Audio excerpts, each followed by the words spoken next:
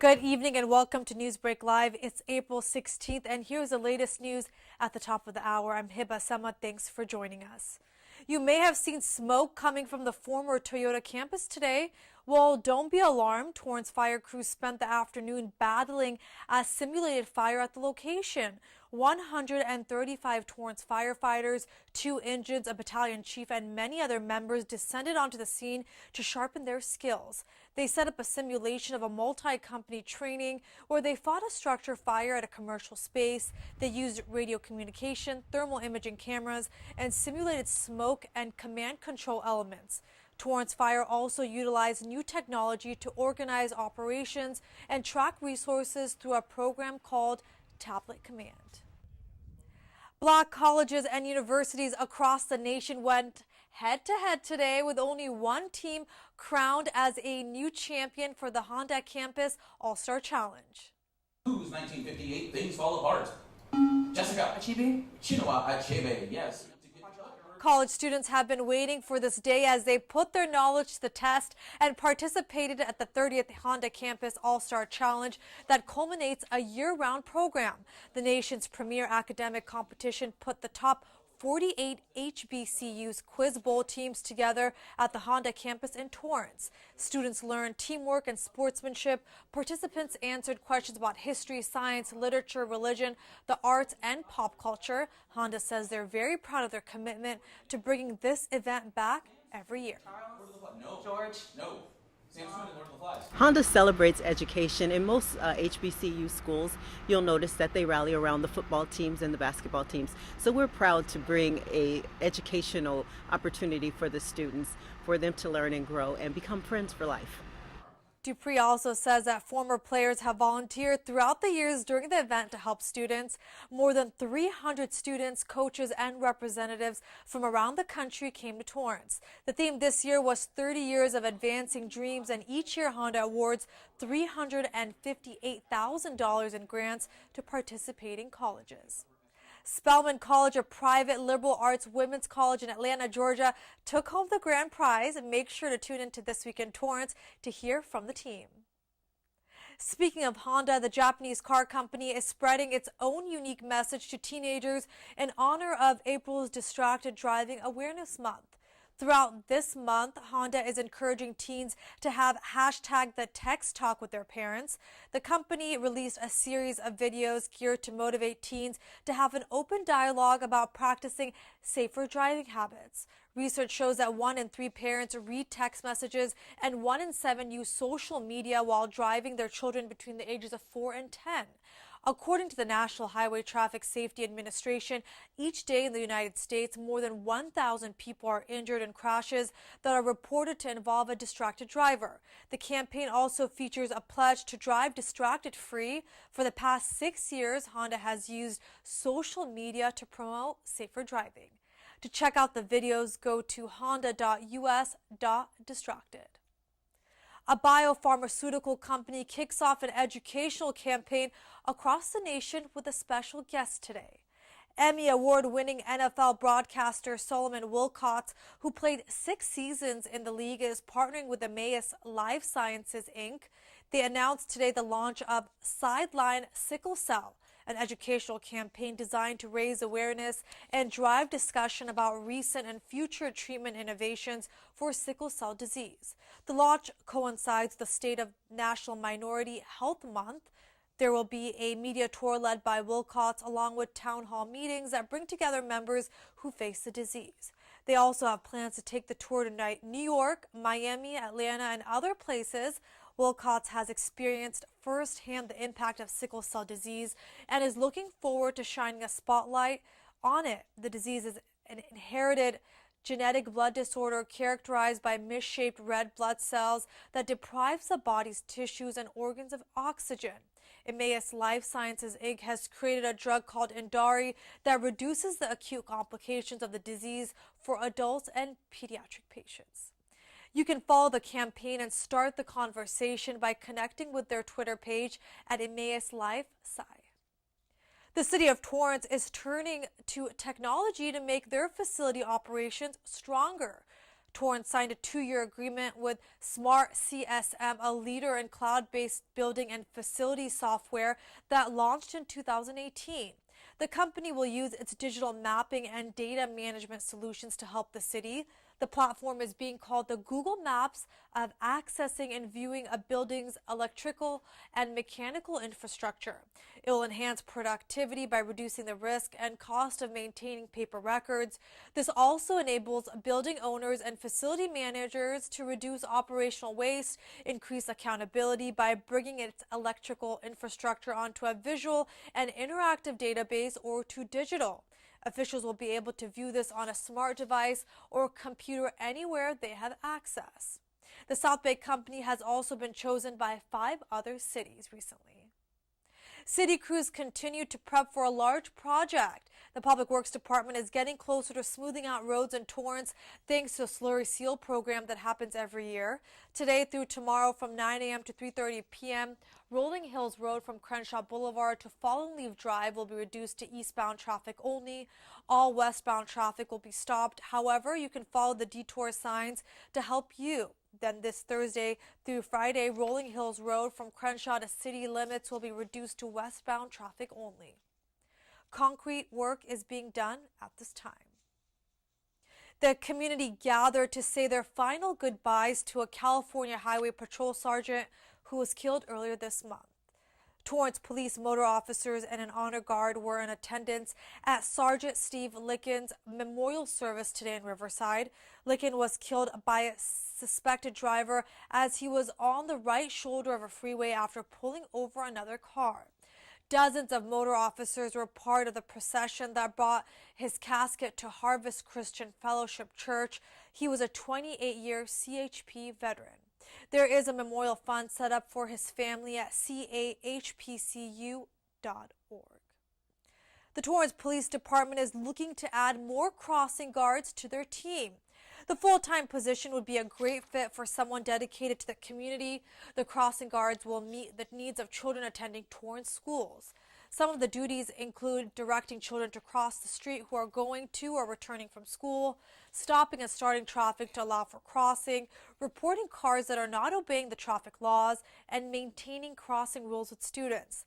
Now, there's no specific experience requirements other than having the ability to learn on the job. The deadline to apply is April 30th at 5:30 p.m. But before applying, you can stop by an informational meeting on April 24th at 5:30 p.m. at the Torrance Police Department.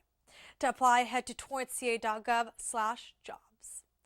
Now, there's still time to join a committee dedicated to making sure every person is counted for. As communities gear up for the United States Census 2020 count, the city of Torrance is looking for people to join the ad hoc community committee. It will focus on creating awareness about the count that will take place next year. The census happens every 10 years. The committee helps spread awareness about participating. In March 2020, the Census Bureau will mail invitations to every household. For the first time, it will give people the chance to respond online.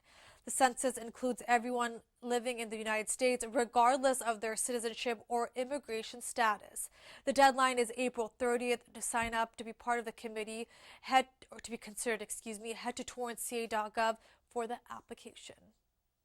A bill introduced in the California State Senate earlier this year may ban the sale of flavored tobacco products statewide if it becomes law. Torrance City Cable reporter Michael Patterson has more on the bill that aims to curb youth smoking rates, but could cause some small businesses to go up in smokes. If you enjoy the sweet taste of flavored tobacco products, you might not be able to buy those products in person much longer. I know that they're trying to ban flavored cigarettes, cigarillos, cigars, and vape juices, just flavored tobacco in general. California Senate Bill 38 was introduced in December of 2018. The bill would ban in-person sale of all flavored tobacco products in the state of California. Vaping has become like a national epidemic. State Assemblymember Al Muratsuchi is a co-author of the bill. He says that the bill was written to lower smoking rates in young adults and fight what he says is predatory marketing from tobacco companies. Brand names that have like cotton candy, bubble gum, mango, and they're clearly trying to target the teenagers. The Center for Disease Control and Prevention reported earlier this year that 4.9 million middle and high school students were current users of tobacco products in 2018, an increase from 3.6 million in 2017. We're worried about it too, and we got to figure something else out that's not going to make all of us lose our jobs and lose what we love doing every day. Melika Shafi is an assistant manager at the Smoke Spot Smoke Shop in Torrance. She says that the bill has good intentions, but it could potentially force smoke shops across the state to close down. Considering we get 60% of our daily profits from flavored tobacco products, I think it would greatly affect us. A lot of us working here, we're college students, and this is how we make it through college. And all of this could have really big consequences for us and other shops in California, and I just don't think that we're being considered in this. I definitely think there should be a better route. The evidence is overwhelming. We have a problem here. It's a problem that we're seeing across the country. And so while, small businesses are entitled to make a living, but not at the expense of teenage health. For Torrance City Cable, I'm Michael Patterson. Thanks, Michael. Senate Bill 38 is currently under committee review in the California State Senate, but Assemblyman Al Muratsuchi says it's expected to be voted on in both houses by September. Now let's get to the weather. Today was cloudy with a high of 63 degrees and an expected low of 54 tonight. Tomorrow there'll be a high of 67 degrees with an expected low of 56 degrees. Then on Thursday, it'll stay a bit gloomy with a high of 70 degrees with a low of 57. If you're part of the Starbucks Rewards loyalty program, starting today, you won't have to wait long to cash in on those points. The company announced they'll allow members to earn reward points sooner. They changed the structure of the reward program by including tiers. Now earn 2 stars for every $1 you spend. For example, if you spend $13 on your next visit, you can get an extra espresso shot or dairy substitute for free. You don't have to wait for 125 stars to redeem. For the first time, customers can use the points to buy packaged coffee and select merchandise. To participate, you need to have the Starbucks app on your phone or register at a Starbucks location. As of December 2018, there are 16 million active members. Starbucks credit and debit card holders will be able to collect points without an expiration as well. A popular brand of cookies is being recalled across the nation. The maker of Chips Ahoy is recalling one of its most popular products. It's Chewy Chip Ahoy. The company Mondelez International says there may be possible unexpected solidified ingredient that can have potential adverse health effects. The products have the best when used dates of September 7th, 8th, 14th, and 15th in 2019. No other products are affected. Customers are urged to not eat them and call the company if you have any more questions or want more information at 844-366-1171. And don't forget to watch the Torrance City Council meeting tonight. Council will proclaim today as a Play Ball Day and urge people to participate in the fight against cancer through a campaign. This and much more at 7 p.m. right here. Now let's get to events. The City of Torrance is hosting its Earth Day recycling event this Saturday from 8 a.m. to 12 p.m. It'll take place at the Torrance City Hall employee parking lot off Maple Avenue. They'll accept a limit of 8 boxes or 8 bags per car, and it includes free electronics drop-off as well. The City of Torrance is hosting its Breakfast with the Bunny this Saturday as well from 9 a.m. to noon at the Torrance Cultural Arts Center. $20 will get you a breakfast, special performances, egg hunt, and a snapshot with the bunny. Then don't forget this Saturday, the Madrona Marsh Preserve Nature Center is hosting its first ever extravaganza. It takes place from 10 a.m. to 1 p.m. There'll be several guided nature scavenger hunts, storytelling, a live interaction booth, animal booth, and much more. It's $5 per person or $10 for the whole family. Well, in just 2 minutes, Irene Leites, the artist, director, and conductor for the Torrance Civic Chorale, is gearing up for an exciting performance you won't want to miss. We'll be back in just a few. Get it. Get it. Get it. Get it. Get it. Get it.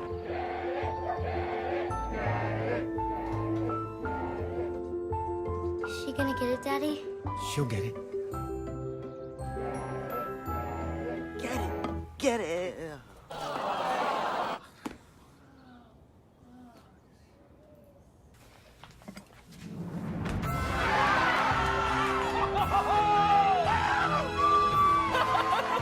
When you bring home a Goodwill find, you give your whole town a reason to celebrate because you're also funding local job training and placement programs in tech, healthcare, and more.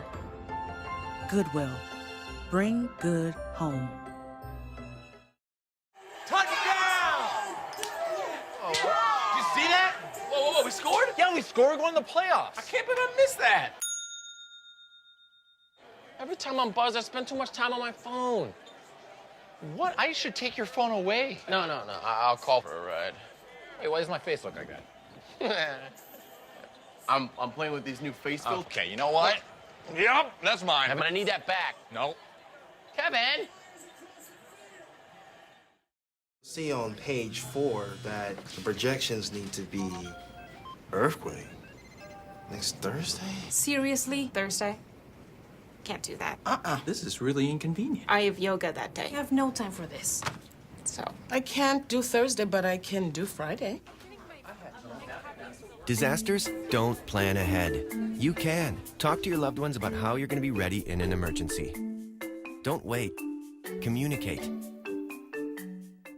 Welcome back to the second half of NEWSBREAK Live. Joining me is Irene, Leites, the conductor for the Torrance Civic Chorale. Thanks so much for joining me. Thank you so much for having me here.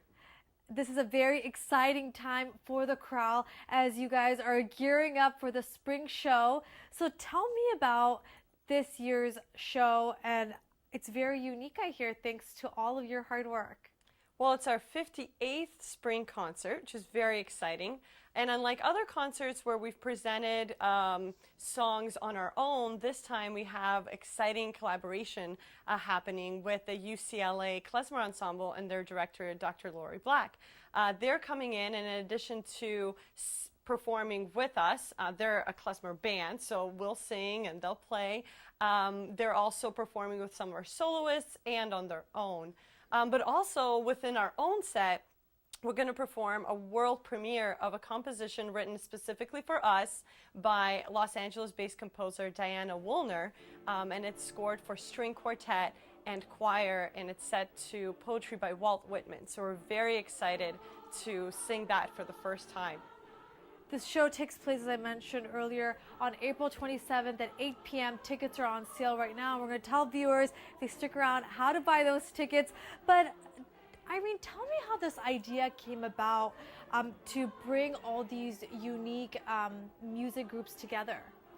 Well, the concert is titled We Sing Tomorrow's Song. And the idea is really about bringing music into our near future and singing repertoire that was new back then but is refreshed with new intent through our voices. And the klezmer music tradition, which dates back, hundreds of years, it continues to be revived and continues to be exciting and fresh and feature different instruments and new songs. So really the idea was to not only just sing choral songs that are new, like The Commission, and another song by a USC composer, Dr. Nick Strimple, that we'll be singing. That's not published yet, but we will be singing it at the concert as well. But to also recognize and celebrate a tradition that keeps renewing itself, which is the klezmer music tradition.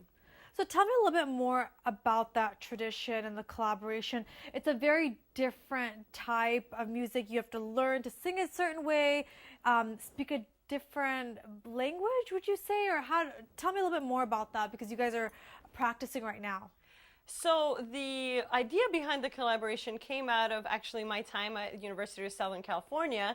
Dr. Lori Black and I were completing our doctorate work together. He was a few years ahead of me, but his specialization is Jewish music and music of the Holocaust, as well as klezmer music. And he's a percussionist and a very varied musician with many talents. So, I always knew that and admired that in him, and I thought, wow, with his current position with the Lowell Milken Fund for Jewish American Music at UCLA, it would be great to learn more about the klezmer tradition and bring him in to work with us.